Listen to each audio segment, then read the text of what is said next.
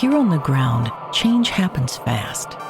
Problems feel frequent and urgent. It's loud and anxiety runs high.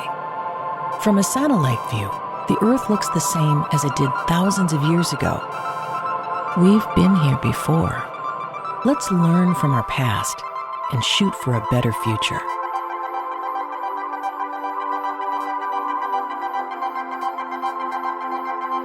Hello and welcome to this episode of A Satellite View. I'm Todd Mikkelson, your host, speaking at you from Sunday, May 19th, 2024, in the space and time continuum. I wanted this show to point out some things that we've lost track of. We've got to remember that we've been kind of the frog slowly boiling in the water for the last quite a few years now. It accelerated when Trump came in. We're talking now 9 years of dealing with this. Here's a good point. It's made by George Stephanopoulos on his huge national Sunday morning television show. This points out what I've been saying over the last few episodes, that the media seems to be doing better now than they have been. And they're kind of starting to point out some of these things that me and other people are trying to point out about the changes going on, including the fact that, like I keep saying, Trump is not going to win this election. Let's remember some things. Again, what we do here is try and go to the past, learn from it so that we don't keep repeating mistakes, so that we can improve the future. A lot of this show is to keep us sane, right? Have some fun and help each other get through the chaos that's going on. Okay. Now, I told you I was going to play this clip, and I keep yapping on. So why don't I play this clip? This is George Stephanopoulos last Sunday morning. Until now, no American president had ever faced a criminal trial. No American president had ever faced a federal indictment for retaining and concealing classified documents. No American president had ever faced a federal indictment or a state indictment for trying to overturn an election, or been named an unindicted co-conspirator in 2 other states for the same crime. No American president ever faced hundreds of millions of dollars in judgments for business fraud, defamation, and sexual abuse. Until now, no American presidential race had been more defined by what's happening in courtrooms than what's happening on the campaign trail. Until now. The scale of the abnormality is so staggering that it can actually become numbing. It's all too easy to fall into reflexive habits, to treat this as a normal campaign, where both sides embrace the rule of law, where both sides are dedicated to a debate based on facts and the peaceful transfer of power. But that is not what's happening this election year. Those bedrock tenets of our democracy are being tested in a way we haven't seen since the Civil War. It's a test for the candidates, for those of us in the media, and for all of us as citizens. Since the Civil War is what he's talking about. And before I found this clip, I was planning on going back that far in history to the American Civil War. Now, you hear people say if Trump loses, there's going to be a civil war here in the United States. I want to remind you of some things having to do with the actual Civil War. First of all, economics. It happened because of the economy. Now, that does not mean I'm saying that slavery had nothing to do with it. Slavery and the economy were very intertwined at the time. This is why I used to tell my mom, if you go shopping at Walmart, you're supporting slavery. Walmart makes things more affordable by having them made in third world countries by children that aren't paid. Slavery, slave labor. But so many Americans are like, well, where else am I going to shop? Walmart basically took over a lot of small towns, at least, 30, 20, even 10 years ago. Little less prevalent now than it used to be, but it ran the mom and pop shops out of town, so you didn't really have a choice. This is how it was in the early 1800s. Nobody thought slavery was a good thing. Everyone knew it was a horrible thing, but, well, not everybody. But how could they get around it? How could any one person make a difference? I personally always boycotted Walmart. The only thing I ever went into Walmart for was to use their bathroom. And that was to make a point. Now, you can say, okay, well, that's just stupid. You think you're bringing down Walmart by being one guy who boycotts them. This is the point I'm making. Yes, I boycotted Walmart for my own reasons. I knew I wasn't hurting Walmart. I knew Walmart didn't care that I was trying to insult them by only using their bathroom and never buying anything from them. But it made me feel better. So, and this is all about me feeling better. No, I'm just kidding. But you feel like, back in the early 1800s, even some of the slave owners were against slavery. But it was like, well, I can't function my business without slaves. Now, yes, that's selfish and horrible. But in the South, it was completely dependent. The economy of the South. Now, there were white people who were horribly oppressed in the South as well. It was more of rich against poor. Now, of course, the white people weren't kidnapped from their home country and brought forcibly at the risk of a huge percentage of them dying on the way over to this country and then being sold to somebody for slavery. But in the South, it was a rich against poor thing. But yes, of course, it was a slavery thing against black people. And it was horrid. But the very uber rich people in the South depended on slavery. They knew their whole lives would go down the tubes without slavery. And that's a big part of what the war was fought about. It wasn't just slavery. It was because slavery kept these people in business, kept these people rich. The South hadn't really taken part in the new industrial age yet because they were still agrarian. They were still mostly selling cotton and tobacco that they were having their slaves out in the fields harvesting. If slavery all of a sudden was finished, so was their businesses. But this also meant that some poor people could now take over parts of their land because all the rich people bought up all the land in the South. There's very few rich people in the South that had that power. If you were a normal person, this is a matter of fact, this is why Abraham Lincoln, you heard he was born in Kentucky, but then he was in Illinois. What? Well, that's because his dad couldn't buy any land because all the rich people in the South had bought up all the land. Abraham Lincoln's father would have had to work for somebody else for little to no money. If he moved to Illinois, which was in the north, and also further west, which was not yet all occupied by the white people kicking the Native Americans off their land and taking it over, Abraham Lincoln's father was able to buy some land and work it. We're talking the early 1800s when slavery was still going on and the rich people totally controlled the South. That's what the Civil War was about. The Civil War wasn't because your cult leader got convicted because he gave a porn star money to keep quiet to win an election. The Civil War going on now is not going to happen. The closest we came to anything like that was January 6th, and it was a complete failure, although it got pretty gnarly for a few hours. And all the leaders and organizers of that are in jail right now. And anyone else who's thinking of organizing it sees that these guys are in jail for, more than 20 years, some of them. Who do you think is going to be the leader of the Civil War? Who's going to start the Civil War? Okay? When you hear people say, there's going to be a civil war if Trump loses, or people are saying, we're already in a civil war. No. It's nothing like the Civil War. Let's go now.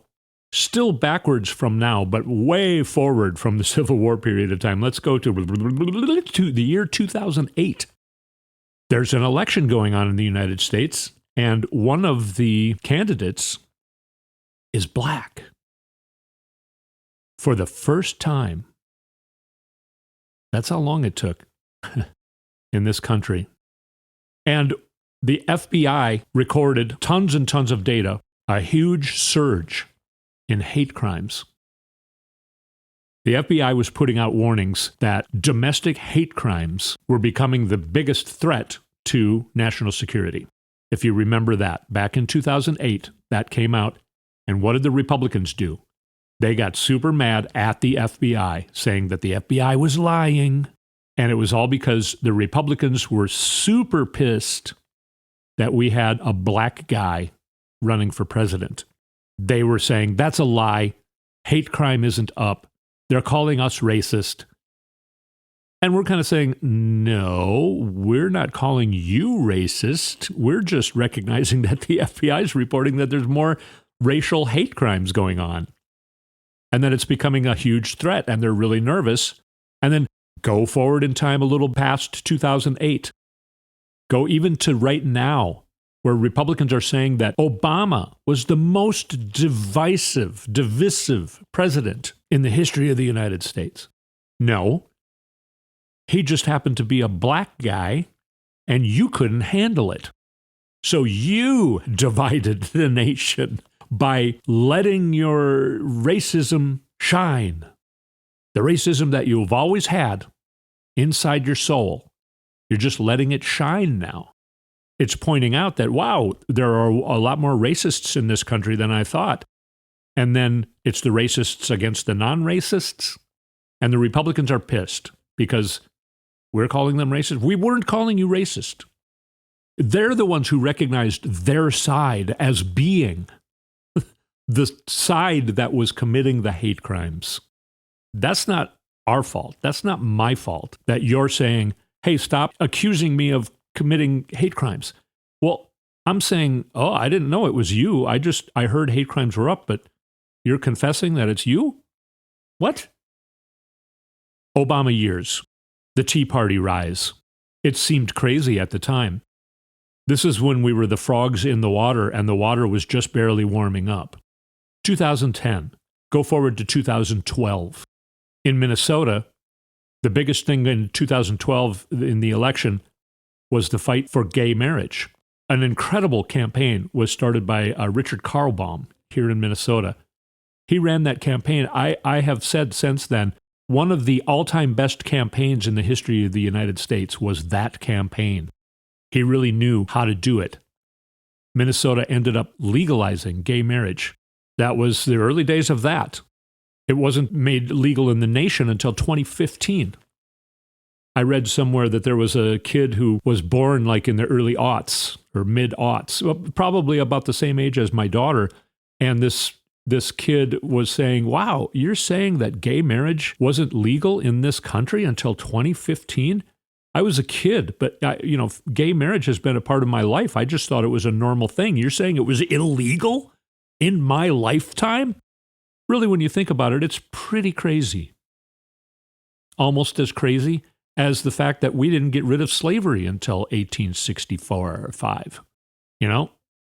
This country has ran behind on many, many things. Okay, so the water starts warming up 2010, 2012. We get into 2015. The water is warming up, getting warmer. Donald Trump becomes the chosen candidate of the Republican Party, the hate party. They call themselves the hate party. Hey, stop accusing us of the hate crimes. Oh, we weren't accusing you of the hate crimes, but it sounds like you're assuming that you are the ones committing the hate crimes. The party of hate. Donald Trump basically runs a campaign on hate, and they love it. The water's getting warmer and warmer. Because of massive help from outside sources, Donald Trump loses that election by 3 million votes, but in this country, we still have not gotten rid of our electoral college. I think right now we're the only country in the world that has an electoral college. There might be one more. A couple years ago, there was one more, and I think they were getting rid of theirs. So the electoral college, okay, yeah, that's probably a kind of a bad idea from the inception times of this country. We need to be rid of it. Donald Trump becomes president because of that electoral college. The water went up almost so quick that we as the frogs jumped out of the water. But no, not quite that fast. Now, when we come back, we're going to immerse ourselves in that particular temperature of water and go through the following 4 years, 2016, 17, 18, and 19, and 20. And the difference between then and now. That's what I want to point out. When we come back from a break, you're listening to A Satellite View.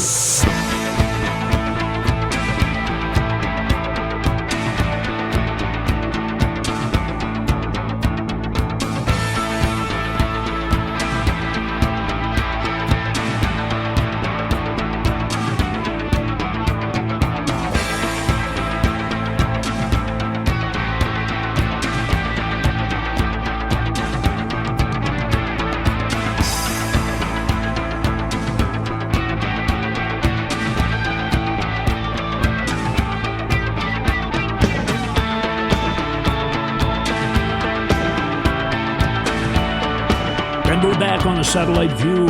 A reminder that if you like the music on this show, check out toddmikkelson.com. Go to the music link where you can find this and much more music that I have written and recorded over the last decades, including a brand new record that I invite you to listen to and maybe even purchase for your collection. I think you can get the whole album for $7 on Bandcamp. So do that. Okay. We're in the year 2016. Donald Trump's running for president. Now we're in the year 2017. He has won. He's in the White House. Now let's go forward a little bit more, because the Republicans keep saying, are you better off now than you were 4 years ago? And they keep saying it because Donald Trump is getting further and further in the depths of dementia, and he can't remember things. So he's not getting the memos. He's not watching, like everybody else, the changes that are occurring. So right now, he's still complaining about inflation, even though inflation is down and going down further. He's still complaining about the unemployment rate, which for the first time in 70 years has stayed below 4% for the longest period of time in the last 70 years. It was 9% when Joe Biden became president. 4 years ago, right now, unemployment was 13%. Remember what was going on? A pandemic. Now, there was a possible pandemic back in 2011 or 12 with Ebola. We talked about this a little bit last week. President Obama put a stop to it. I think a total of 2 Americans died. The maneuvers that he did in order to, snuff it out when it was still overseas, pretty much, he wrote a manual for future presidents. Donald Trump, the leader of the hate party, came in and said, burn everything that black guy wrote while he was president.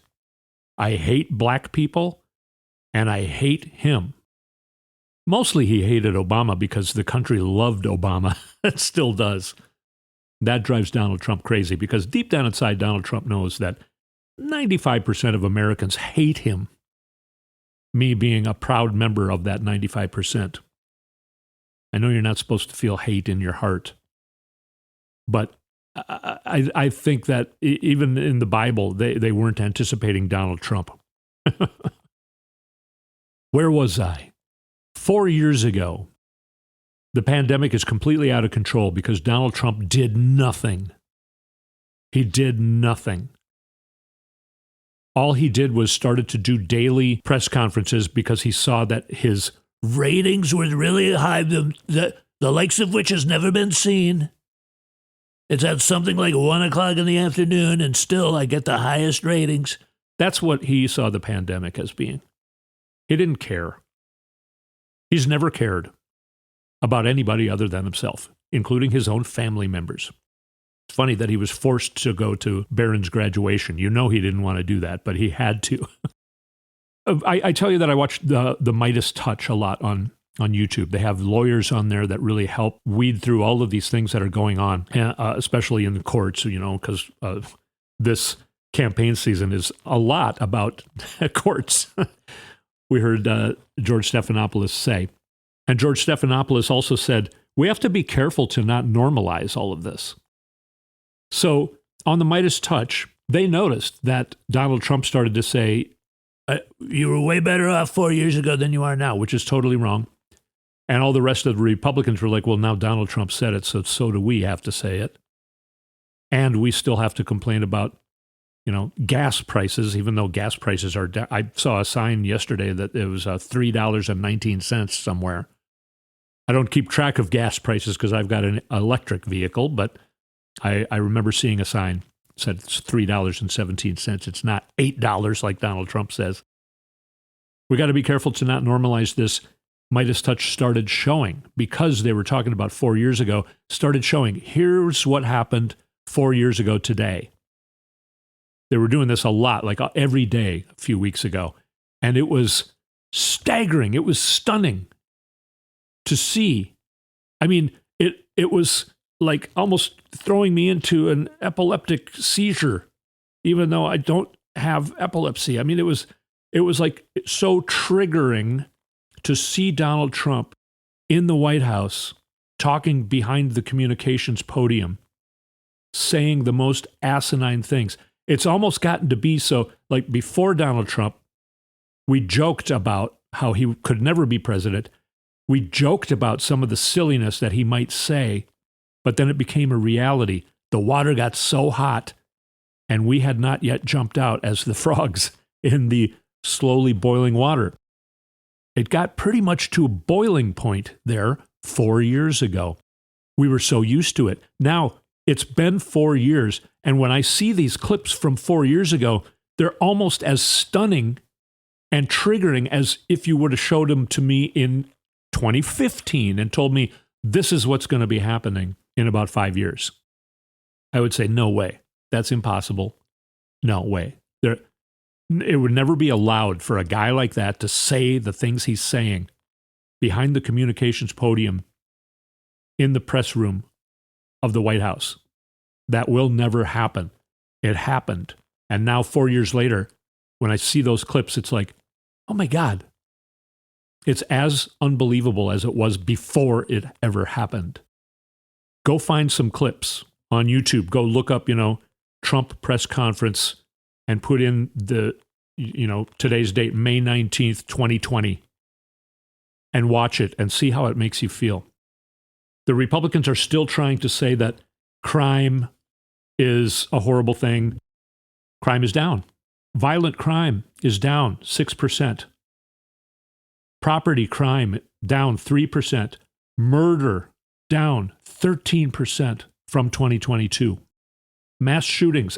In 2014, there were 273 mass shootings. That sounds atrocious, right?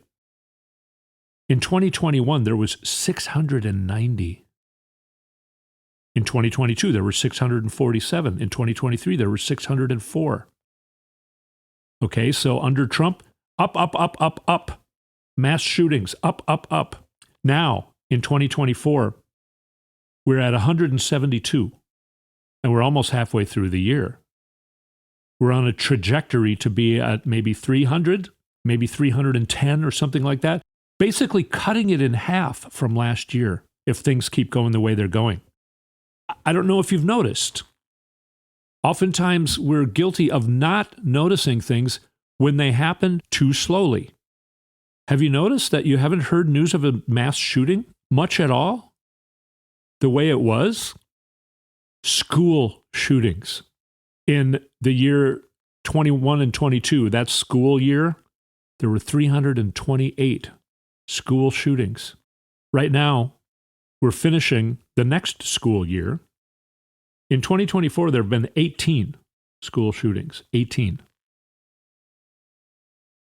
In 2020 and 21, 146. The year before that, 116. The year before that, 115. The year before that, 89. That was the year 2017 and 18. And that was double the year before that. 2016 and 17 was the final year of Obama being in office. There were 48 school shootings. The first full year of Donald Trump being in office, school shootings went up 2 times higher to 89. Now they peaked at 328 a year ago, but now it looks like we're going to be way down. When's the last time you heard of a school shooting? We need to notice these things. Things are getting immensely better. Let's go to the House floor. Representative Jim McGovern from Massachusetts, Democrat from Massachusetts. He's pointing this out. Madam Speaker, I request unanimous consent to insert into the record an article from the Washington Post entitled, "Crime is Down, Though Fox News Viewers Might Not Be Aware." Without objection. The article notes, and I quote, "The reality is that crime surged in 2020 when Trump was president. That surge continued into the Biden administration, but has since waned," end quote. And Madam Speaker, in the lead up to the 2022 midterms, Fox News invested immense resources in promoting stories about surging crime despite lacking evidence. And while crime is down, it appears the conservative ecosystem is trying to fearmonger the issue of crime once again because, that's all they have. Madam Speaker, I also request unanimous consent to insert into the record an article from The Guardian entitled, crime coverage on Fox News halved once U.S. midterms were over. Without objection. So after a frenzy of coverage about violent crime in September and October of 2022, the conservative media giant Fox News actually decreased coverage of violent crime stories by, get this, 50% in the weeks following the 2022 elections. Crime stories have long been used by Republicans to fearmonger for cheap electoral victories, and it seems like this old tactic is being utilized once again in 2024. All while 80% of Republicans support cutting the COPS grant program. So this is not just because of the switch in presidents. There is some policy. The Democrats have passed an infusion of money to cities and states to fight crime, basically. All kinds of creative programs that is a part of bringing crime down. But I would say that the general vibe going on in the country, again, go watch a clip of Donald Trump in the press room of the White House from 4 years ago. Feel the shock that I felt when I saw it, remembering that.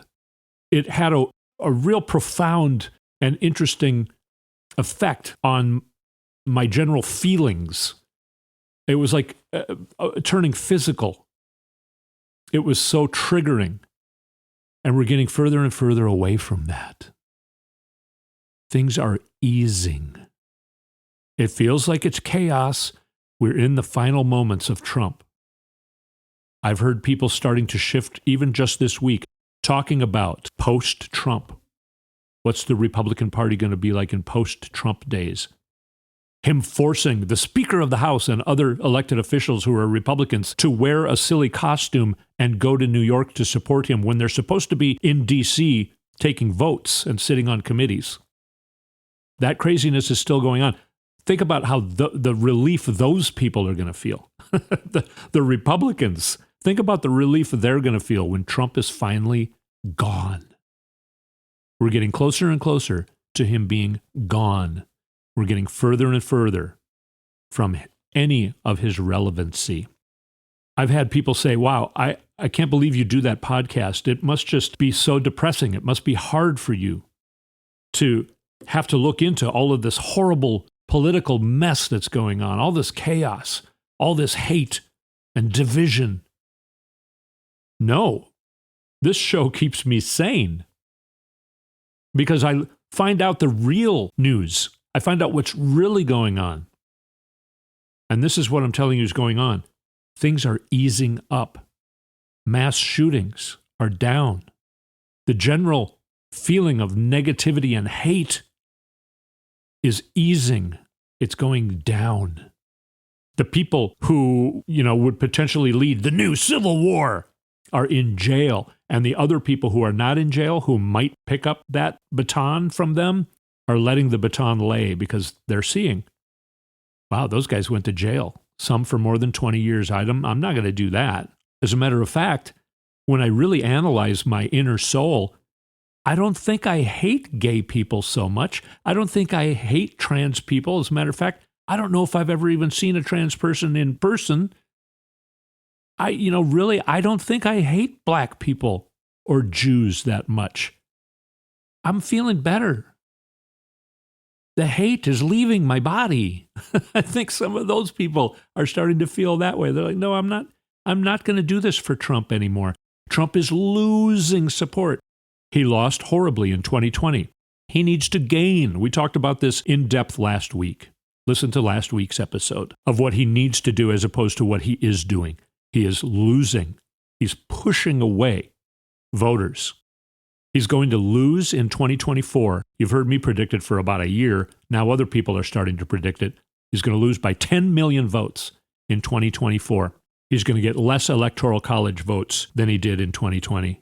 He's going to expect another January 6th to happen, just like he expected huge throngs of people to show up in New York for all of his court cases, and they haven't. There's footage of two guys standing there. Somebody goes up and says, so you're a Trump supporter? Yes, I am. They even said, what about your dog? Is your dog a Trump supporter? And the guy actually said this, no, he's a dog. Okay. Well, how many Trump supporters are here totally today? Well, there's me and that guy, so there's two. Trump is going to expect another January 6th, and it's not going to happen because nobody else wants to go to jail for that schmuck. He's still doing, there's footage of people leaving his rally where he claimed there was 100,000 people when in reality there was, now they're thinking maybe about 5,000. In reality, there are overhead pictures, like, I don't know, a drone or something. And when you look at the crowd of people, they have a fenced off area thinking that 40,000 people were going to come is what Trump said. So maybe they were thinking 20,000. I don't know. It's about a quarter filled up. You can see close enough the size of the people, and it really looks like a couple to a few thousand. Of course, one day he said 80,000. The next day he said 100,000.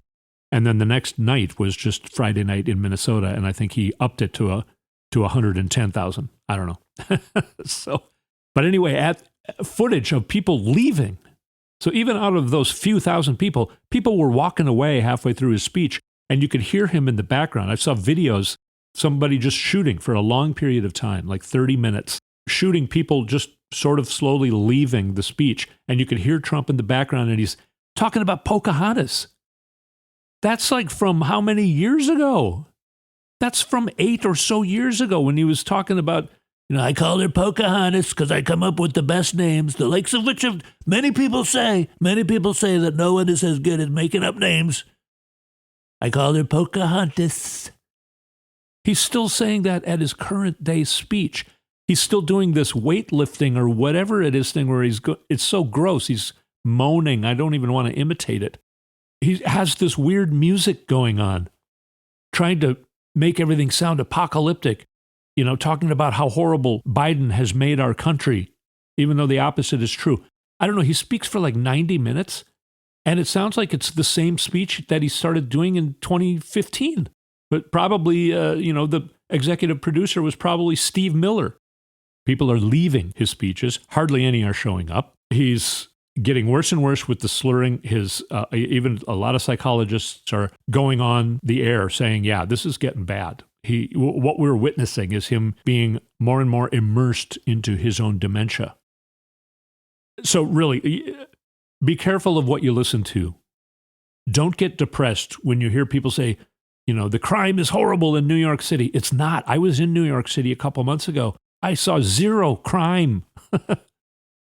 My daughter lives there. It's not happening. Crime is way down, especially in places like New York City. It's way down, higher than the percentages that I previously said. Violent crime and murder in New York City is way, way down and still going down. And in almost all major cities, it's going way down. Remember that when you hear somebody say crime is higher than it's ever been. It's not. And Trump is going to win, or even that the election is close. Now, of course, still make sure you vote and try and get everyone you know to make sure they vote. It's going to be a great election. I think you're starting to feel it getting better. I hope this show helps you a little bit. We've been hearing way less about horrible stories of mass shootings and school shootings. We've been hearing that way less. Take the time to notice. Stop to smell the roses. That might be a title for this show. I'm not sure. I haven't come up with a title yet. But really, feel how much better it is than it was 4 years ago. And it's going to keep getting better. Let's keep each other sane in this year of chaos. Let's have some fun watching it get better. Let's have some fun watching the demise of Donald Trump. Let's have some fun watching him already living in hell. It's okay. We can have fun with this. It's time for us to start having fun. Remember fun? Remember when you could think about your normal life without worrying about what was going to happen in Washington, D.C.? We're getting back. We're getting back to there. So thanks so much for sticking with me on this episode. We will talk more at you next week.